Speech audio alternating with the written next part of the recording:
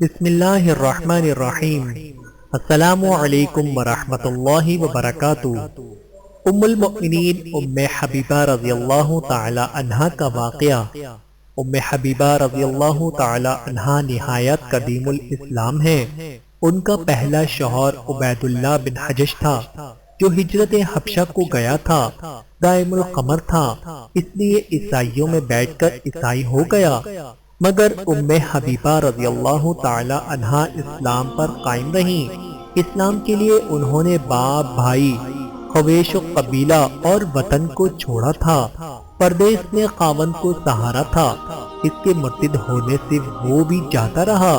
نبی کریم صلی اللہ علیہ وآلہ وسلم کو ان کا یہ حال معلوم ہوا تو عمرو بن عبیدہ انصاری کو شاہ حبشہ کے پاس بھیجا۔ اسے تحریر فرمایا تھا کہ ام حبیبہ رضی اللہ تعالی عنہ کو آن حضرت صلی اللہ علیہ وآلہ وسلم کا پیام شادی پہنچائے۔ بادشاہ نے اپنی ایک لونڈی حضرت ام حبیبہ رضی اللہ تعالی عنہ کے پاس پیغام نکاح دے کر بھیجی۔ ام حبیبہ اس سے پیشتر خواب میں دیکھ چکی تھی کہ ان کو کوئی شخص ام المؤمنین کہہ کر پکار رہا ہے۔ اب لونڈی سے یہ پیغام سن کر انہوں نے اللہ تعالیٰ کا شکر ادا کیا اور شکرانے میں لونڈی کو اپنا تمام زیور جو جسم پر تھا عطا فرمایا۔ نجاشی نے مجلس نکاح خود منعقد کی جس میں حضرت جعفر رضی اللہ تعالی عنہ اور دیگر جملہ مسلمان مدعو تھے۔ نجاشی نے خطبہ پڑھا، اس کے بعد اس قوم کے سامنے دینار رکھ دیے۔ پھر خالد بن سعید رضی اللہ تعالی عنہ نے جو ام حبیبہ کے وکیل تھے خطبہ پڑھا۔ اس کے بعد نجاشی کی جانب سے جملہ حاضرین کو کھانا کھلایا گیا۔ نجاشی نے بیان کیا کہ انبیاء کی سنت یہ ہے کہ تزویج کے بعد کھانا ہوتا ہے۔ ام المؤمنین ام حبیبہ رضی اللہ تعالی عنہا نے 44 ہجری میں مدینے میں وفات پائی۔ وفات کے بعد حضرت عائشہ رضی اللہ تعالی عنہا نے حضرت ام سلمہ رضی اللہ تعالی عنہا سے کہا، سوتن عورتوں کے درمیان کبھی کچھ نوک جھوک ہو جایا کرتی ہے، جو کچھ میں نے کہا سنا ہو مجھے معاف کر دو۔ دونوں نے کہا کہ ہم خوشی سے معاف کرتی ہیں۔ ام حبیبہ نے کہا کہ تم نے مجھے شادماں کیا، خدا تم کو شادماں کرے۔ ام سلمہ سے ام المؤمنین رضی اللہ تعالی عنہ تک۔ ام سلمہ نہایت قدیم الاسلام ہیں اور ان کے شوہر ابو سلمہ غالباً 11ویں اسلام لانے والوں میں سے ہیں۔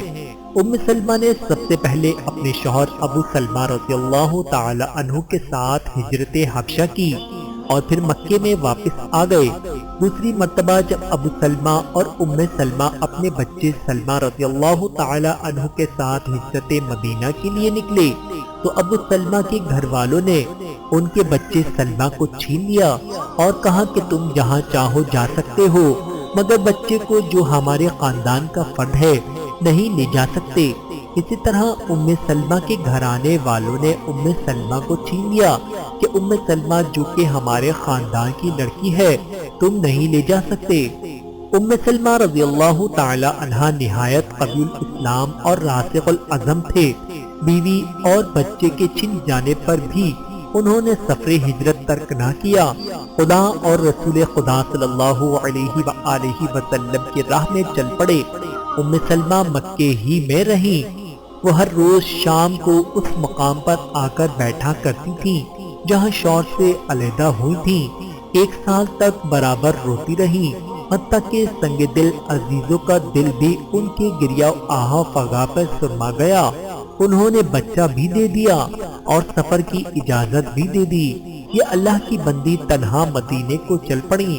عثمان بن طلحہ جو کلید بردار بیت الحرم تھے وہ ابھی مسلمان نہیں ہوئے تھے، لیکن ان کو ام سلمہ کی بے کسی اور تنہائی پر رحم آیا، وہ ساتھ ہو گئے۔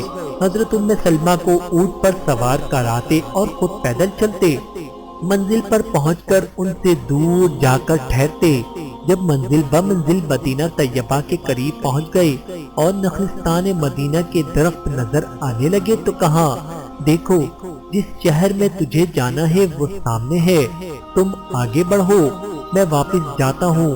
یہ کہہ کر واپس چلے آئے۔ ام سلمہ پہلی عورت ہیں جو ہجرت کر کے مدینے آئیں۔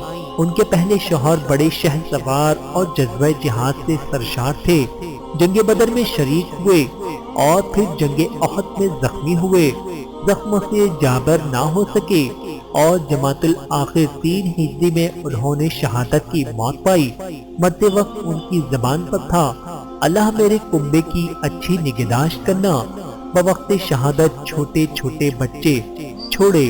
نبی کریم صلی اللہ علیہ وآلہ وسلم کو جو محبت اور قرابت ام سلمہ سے تھی، ان کا خیال کرتے ہوئے نیز ام سلمہ نے اسلام کے لیے ہجرت حبشہ اور ہجرت مدینہ کرتے ہوئے جن سخت آزمائشوں کو پورا کیا تھا، ان سب امور پر خیال کرتے ہوئے نبی کریم صلی اللہ علیہ وآلہ وسلم نے حضرت ام سلمہ سے نکاح کر لیا، اور یہ ام سلمہ سے ام المؤمنین رضی اللہ تعالی عنہا بن گئیں۔